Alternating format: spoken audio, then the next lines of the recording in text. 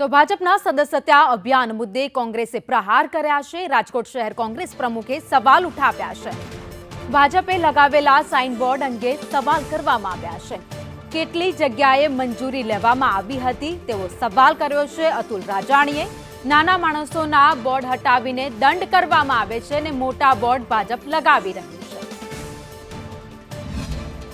રાજકોટના જગ્યા અધિકારીને પણ મેં ફોન કર્યો છે, એનો ફોન પણ નો રિપ્લાય થયો છે। કેપ્ટન બારૈયા કરીને છે, એની પાસે મેં માહિતી માંગી છે કે ભાજપની સદસ્ય અભિયાન જે ચાલુ છે, રાજકોટમાં કેટલી જગ્યાએ સાઇનબોર્ડ મારવામાં આવે છે, એનો કેટલો ચાર્જ વસૂલ કરવામાં આવ્યો છે, એની સંપૂર્ણ મને માહિતી આપો।